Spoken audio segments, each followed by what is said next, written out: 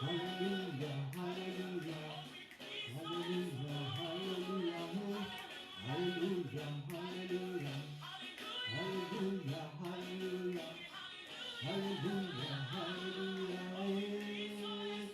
We song a song, hallelujah, hallelujah.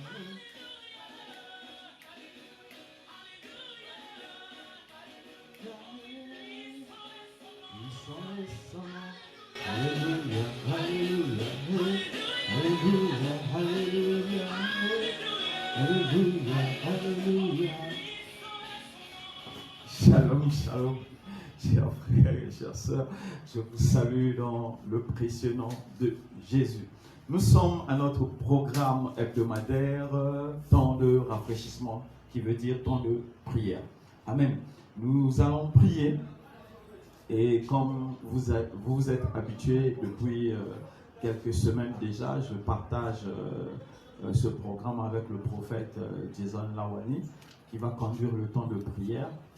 Que Dieu le remplisse vraiment de son esprit et de sa grâce pour ce temps et ce sacrifice qu'il est en train de faire pour l'œuvre de l'Éternel. Je bénis aussi le Seigneur pour cette équipe technique, qui m'accompagne depuis le début de ces lives. Comme vous savez que nous avons commencé les lives parce qu'on a fermé les lieux de culte. Donc les lives à domicile que nous faisons. Je bénis le Seigneur pour la vie de cette équipe dynamique qui travaille avec très peu de moyens mais qui fait des merveilles. Que le nom du Seigneur soit vraiment glorifié. Amen. Amen. Amen. Comme vous avez vu pendant nos pubs, nous avons dit que le thème d'aujourd'hui c'est accepter la souffrance. Amen. Nous ne parlons pas de n'importe quelle souffrance, mais nous parlons de la souffrance qui vient de Dieu. La souffrance pour le Christ. Amen. Donc c'est pour cela, avant que nous puissions commencer notre temps de prière, je veux prendre une quinzaine de minutes pour vous exhorter d'abord, pour mettre la parole de Dieu, car il est toujours sain, il est toujours mieux de prier quand nous commençons par la parole de Dieu. Car la parole de Dieu met les garde-fous, met les limites autour de ce que nous faisons dans la maison de Dieu. Il est vrai, il est vraiment vrai pour nous que quand nous avons l'appel de Dieu, nous avons l'Esprit de Dieu, que nous n'avons pas besoin de lire toute la loi parce que l'Esprit de Dieu nous explique ce que Dieu attend de nous. Mais quand nous avons oublié, quand nous ne savons plus où aller, nous devons revenir à la parole de Dieu pour pouvoir vérifier si notre inspiration, si notre parole, si notre révélation, si ce qui nous est enseigné vient de l'Éternel. Amen. C'est pourquoi il est important de passer par la parole. Et en plus de ça, la parole, c'est Dieu dit que Jésus était la parole est devenue chair. Donc nous ne pouvons pas avancer sans avoir un temps de parole. Il faut aimer la parole de Dieu, car c'est la connaissance de la parole de Dieu qui nous accomplit dans notre marche avec le Seigneur. Que le nom du Seigneur soit glorifié. Nous allons prier. Éternel Dieu de grâce, Père de paix, je bénis et je glorifie ton nom, Seigneur, pour ce temps que tu nous accordes d'être encore en ta présence. Oh Père éternel, touche cette sœur, touche ce frère qui est là, pour écouter ta parole, pour marcher avec toi, pour se soumettre à ta loi et pour produire les fruits qui viennent de toi, oh Seigneur, que ton nom soit glorifié. Pour ce peuple que tu t'es acquis par le sang de l'agneau. Père, parle au cœur d'une personne, parle au cœur d'une mère, parle au cœur d'un père, parle au cœur d'un fils, parle au cœur d'un frère, parle au cœur d'une sœur, Seigneur, afin que nous ne soyons plus les mêmes comme hier. Oh, que ton nom soit béni.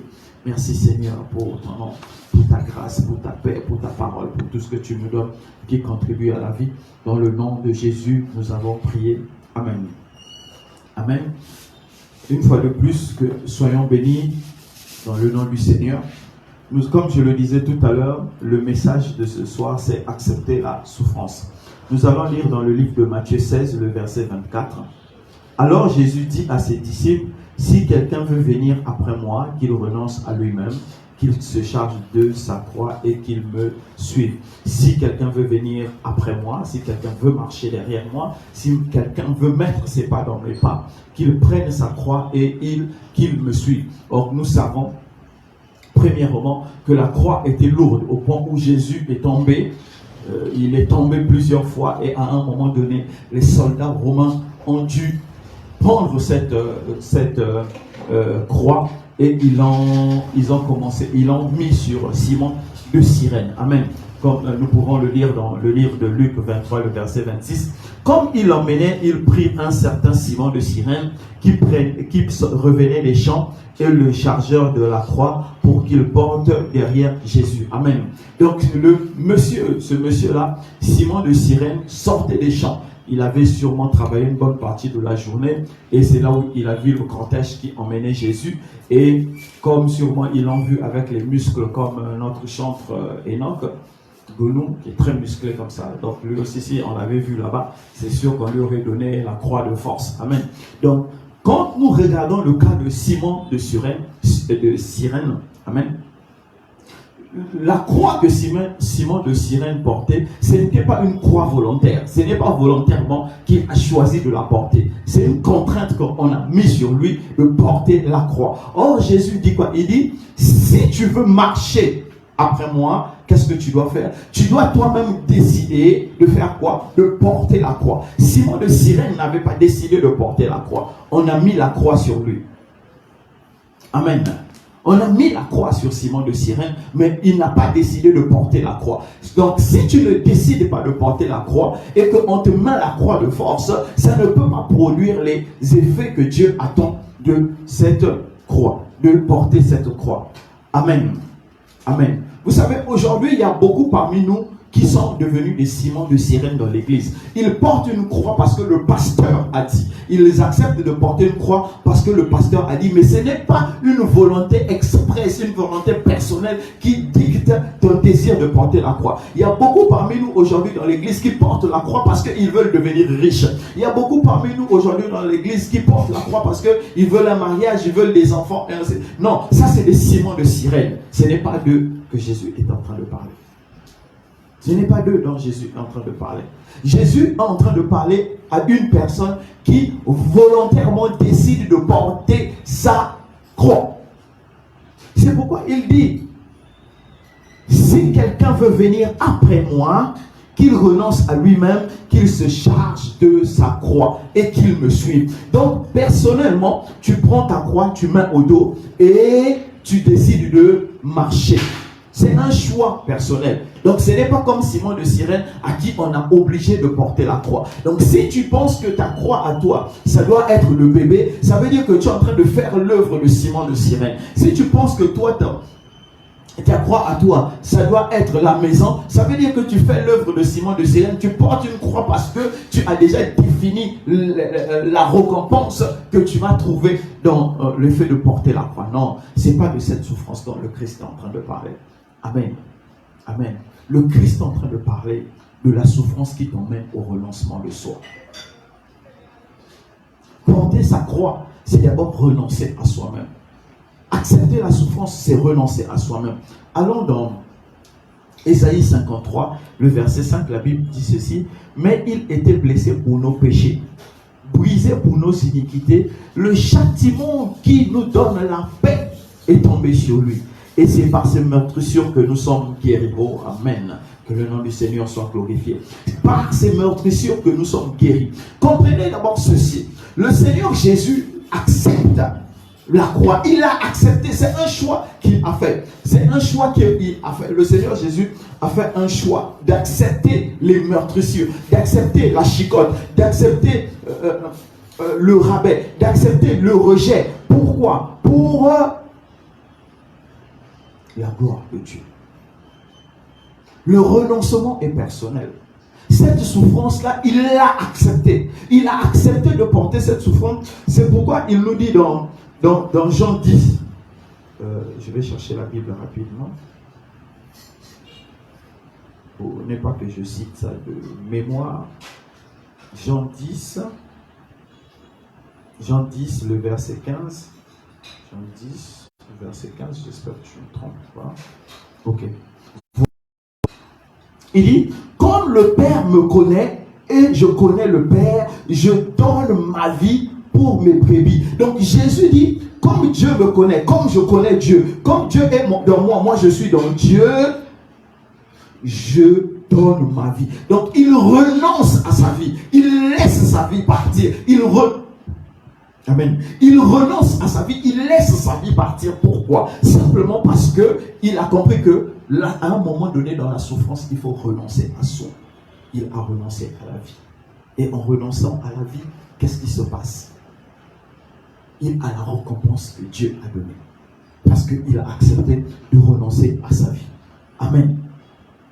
Amen.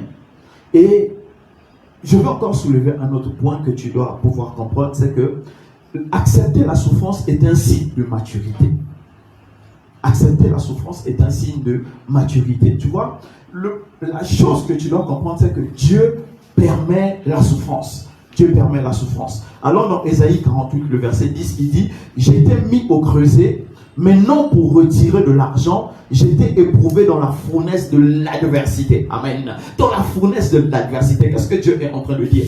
Vous savez, je ne sais pas si vous avez déjà vu un bijoutier travailler. Ils ont des creusets, des moules. Et dans ça, c'est là où on jette la matière première pour lui donner la forme liquide avant de le mettre dans le moule pour lui donner la forme finale. Et Dieu dit ici, Dieu est en train de dire, j'étais mis dans le creuset, j'étais mis dans le trou là, où tu dois devenir liquide. Et il appelle ce trou-là, il dit, c'est la fournaise de l'adversité, de la souffrance. Il dit, j'étais mis dedans, non pas pour tirer de l'argent. Donc Dieu t'éprouve.